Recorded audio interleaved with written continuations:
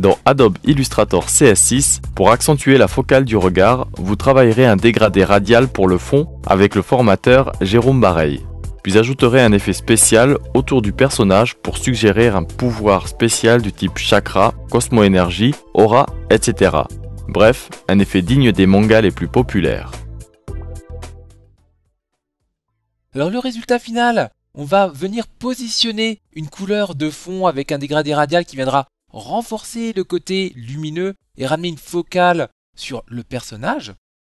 Et puis on viendra surtout créer l'espèce d'aura, de chakra, de cosmo-énergie qui sort du personnage, qui est vraiment représentatif des animés japonais. Alors j'ai fait d'ailleurs un effet qui vient en cohérence avec le caractère du personnage, c'est-à-dire un effet un petit peu électrique, très pointu, très aiguisé. Alors cet effet j'aurais pu le faire sous Photoshop, mais on va voir qu'on peut également le réaliser directement sur Illustrator. Voilà, sur des calques ici séparés. Donc revenons tout d'abord sur notre original et puis on va venir sur le fond. Alors au niveau du fond, je vais revenir dans mes calques et puis venir déverrouiller ici mon calque de fond pour le sélectionner. Voilà. Et je vais venir poser un dégradé de couleur. Donc je vais faire un double clic sur l'outil, ça va me développer le panneau dégradé et je vais demander à créer un dégradé du type radial. Alors le fait de faire un type radial, ça va me permettre de repositionner justement la lumière et puis de ramener l'attention sur la partie haute, c'est-à-dire que le point de force de mon personnage, ça sera vraiment la partie haute ici, et puis ça va me renforcer cette notion de profondeur de ma scène. Alors par contre, au niveau des couleurs, j'ai envie de les modifier, et pour cela, je vais commencer de nouveau à redésélectionner l'ensemble, donc sélection, désélectionner, voilà. Et puis, je vais me dire que j'aimerais bien prendre la couleur complémentaire de ma créature pour base de mon dégradé radial. Donc pour ceci, je vais prendre justement ma couleur de base et dans le guide des couleurs, je vais pouvoir ouvrir les règles d'harmonie et trouver ici les règles de couleurs complémentaires. Donc je les ai ici, je vois qu'elles évoluent selon justement la couleur sélectionnée. Donc moi je vais rester sur cette couleur qui se trouve là et puis sur la partie basse ici, je la retrouve également. Et du coup, si je reviens sur mon fond, comme ceci, je peux très bien prendre les couleurs et les faire glisser directement sur les petits patchs colorés ici. Donc là, je vais prendre celle-ci, je vais appuyer sur Alt si je souhaite la dupliquer. Je peux également amener une couleur intermédiaire lorsqu'il y a le petit plus ici, ça me récupérer la couleur qui se trouvait juste au-dessus. Et puis peaufiner ici les différents réglages, éventuellement les transitions de lumière si je souhaite amener un effet plus ou moins brillant. Voilà, comme je suis en train de le faire ici. Et puis pour amener un petit côté de vignettage, on va pouvoir venir peut-être sur la dernière couleur et puis ramener un petit peu de noir, voilà. On va la foncer, comme ceci, et puis encore une fois, peut-être venir jouer sur les transitions. Voilà. Donc là, j'ai ma première base de fond qui est prête. Alors je vais d'ailleurs foncer un petit peu l'ensemble, ça nous permettra de mieux voir l'effet électrique par la suite. Voilà, on va laisser ceci comme cela. Donc mon fond est créé, on va le verrouiller. On va maintenant s'intéresser aux effets. Alors tout d'abord, si je reviens sur la base de construction de mon fichier Illustrator, ici je vois que j'avais conservé tous mes calques, même mon calque à plat, le calque qui m'avait permis à poser les couleurs de base.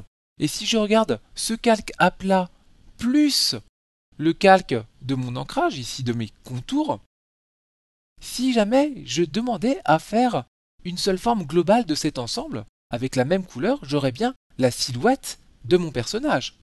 Eh bien c'est ce que je vais chercher à faire. Donc je vais sélectionner ces deux calques, je vais les dupliquer histoire de bien conserver ici mes tracés originaux.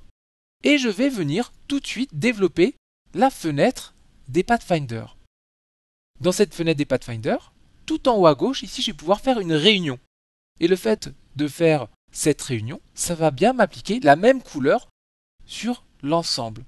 Donc ça va me faire un seul tracé. Alors attention, peut-être basculer un petit coup en mode tracé, puisque ici je vois que j'ai des petits éléments qui débordent, qui sont un petit peu parasites, donc avec l'outil section directe, je vais venir les supprimer. Voilà, comme ceci. Et puis je repasse dans le mode d'affichage normal. Alors je vais réafficher l'ensemble de mes calques, et tout de suite je vais essayer d'être cohérent dans ma construction, donc je vais faire un calque de nouveau ici, que je vais nommer effet, et puis je vais basculer cette silhouette, donc que je vais sélectionner, qui va être représenté par ce petit carré rose ici, je vais pouvoir le prendre et le faire glisser dans mon calque effet. Ainsi, j'aurai bien mon calque séparé pour les effets. Et donc ce calque, je pourrais à tout moment, pourquoi pas, venir changer la couleur des éléments qui sont dessus. Donc pour cela, plusieurs solutions. Soit je sélectionne mon élément et puis je change directement ici la couleur. Voilà, donc ça c'était la première solution la plus classique. Deuxième solution, ça consisterait à venir cibler, c'est-à-dire cliquer sur le petit rond ici, le calque, et dans la palette aspect, demander à mettre un fond de telle ou telle couleur. Donc là, visuellement, on a le même rendu. Donc là, je vais laisser cette couleur, et puis tout de suite, vous voyez, pour l'instant, le calque vient au-dessus des autres calques, mais je vais le faire passer sous mes différents calques. Voilà, puisque en fait, mon effet, au final, si je reviens sur l'illustration définitive, mes effets vont se trouver derrière mon personnage. Donc je reviens ici sur mon effet, et puis pour l'instant, on va zoomer un petit peu. Je vais venir d'ailleurs masquer ici les contours de sélection, histoire de ne plus voir les points d'ancrage, et tout le reste des opérations va se passer dans le panneau aspect, et on va créer des effets. Alors pour créer des effets, on va à chaque fois venir cibler le calque, comme je viens de vous le montrer. Donc on clique sur le petit rond ici, et on va venir dans ces différents effets qu'on va retrouver avec le petit FX ici. Et on va demander dans un premier temps à créer des lueurs externes. Donc je coche lueur externe, je peux cocher tout de suite éventuellement aperçu pour voir les réglages que j'ai déjà créés. Donc là ça va déjà me créer une espèce de petite aura très légère au-dessus avec ces différents réglages. Donc là par exemple j'avais mis un mode de fusion incrustation avec une opacité à 100% et puis une atténuation de 5 pixels. Mais selon le mode de fusion que vous allez choisir, vous aurez différents rendus d'aura. Idem selon le type de couleur que vous choisirez. Donc là, si je choisis une couleur plus claire, j'aurai quelque chose un tout petit peu plus marqué. Et donc tous ces paramètres, on pourra revenir à tout moment dessus puisqu'il s'agit d'effets. Donc si je valide, voilà, cet effet vient se rajouter dans ma palette ici aspect. Alors d'ailleurs, on va la développer. Voilà, on va l'ouvrir un petit peu. Voilà, ici je retrouve bien ma lueur externe et donc je pourrais revenir dessus en faisant un simple clic.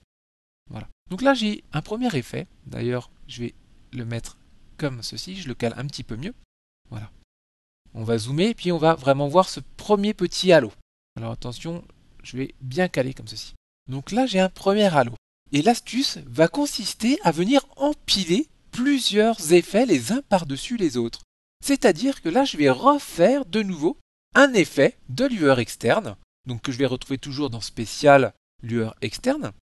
Et là, Illustrator va me dire qu'il va venir empiler les effets les uns par-dessus les autres. Donc il nous alerte, est-ce qu'on est OK avec ça ou non? Donc moi je suis d'accord, je mets appliquer ce nouvel effet.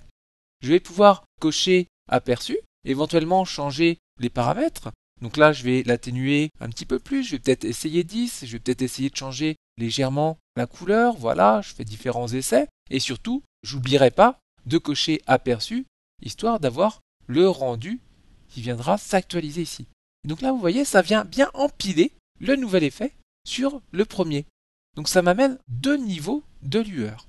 Donc je vais valider par OK, puis on va revenir sur une vue un petit peu plus globale. Donc voilà ce qu'on a pour l'instant. Donc ce qui fonctionne déjà assez bien.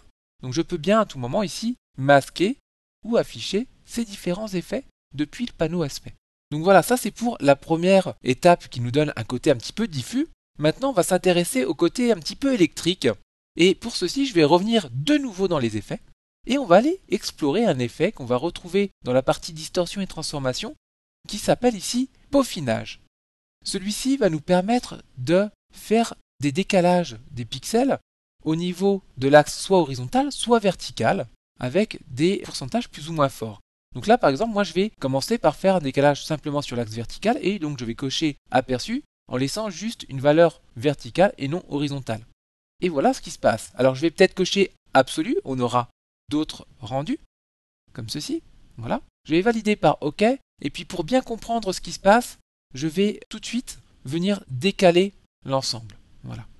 Et là, je comprends bien qu'il est bien parti de mon tracé de base, et puis il a rajouté des détails sur l'axe vertical. Donc là, ça fonctionne plutôt pas mal, mais moi ce qui m'intéresse, pas forcément, c'est ce côté vert. J'ai peut-être envie de changer la couleur ici de mon effet. Donc pour ceci, je vais pouvoir également explorer dans la partie ici opacité, le panneau transparence en fait, et différents modes de fusion du contenu du calque. Donc si par exemple je mets du produit, on va plutôt avoir tendance à foncer les éléments. Si par contre je viens sur toute la partie éclaircir, superposition, incrustation ou autre, on va avoir d'autres effets, d'autres mélanges de couleurs. Donc là, il faut explorer un petit peu. Donc là, par exemple, voilà, je fais incrustation, je vais faire superposition. Et puis, on cherche ce qui nous correspond le mieux par rapport à notre effet. Donc voilà, pour moi, superposition dans un premier temps, ça me paraît pas mal. Je vais donc valider tout ceci, puis surtout remettre ma silhouette ici, en tout cas mon effet derrière. Je vais d'ailleurs la faire déborder un petit peu en haut à gauche. Voilà, pour vraiment laisser aussi l'effet lumineux qui vient de ce côté-là. Et là maintenant, on va voir comment renforcer encore cet effet électrique. Et pour cela, je vais reprendre tout mon calque ici effet et je vais en faire une copie. Alors pour faire une copie d'un calque, il suffit de le prendre dans le panneau calque et de le faire glisser sur l'icône nouveau calque. On voit bien que ça m'a créé un nouveau calque qui s'appelle effet copie, qui m'a bien empilé par-dessus l'ancien calque tous les effets de lueur. Donc là, on a de nouveau des halos et puis on retrouve un côté encore un petit peu plus renforcé au niveau de l'aura. Donc déjà, peut-être, moi je vais chercher à verrouiller le premier calque et puis revenir cibler mon calque ici effet pour retrouver tous ces effets. Et puis je vais peut-être rechercher d'autres modes de fusion pour voir ce que ça donnerait. Donc là, par exemple, je cherche en incrustation. Voilà, on a quelque chose d'assez intéressant. On pourrait chercher également via éclaircir.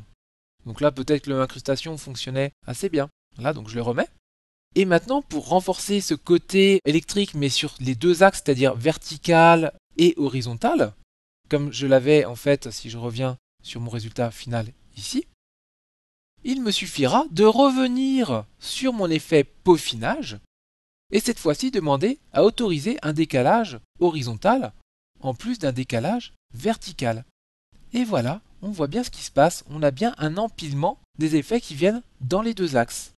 Et donc en venant explorer un petit peu tout ceci plus finement, on va pouvoir modifier tous les effets jusqu'à obtenir le bon résultat. Donc là par exemple j'augmente la superposition, c'est peut-être un petit peu trop présent. On pourrait réduire, pourquoi pas, son opacité.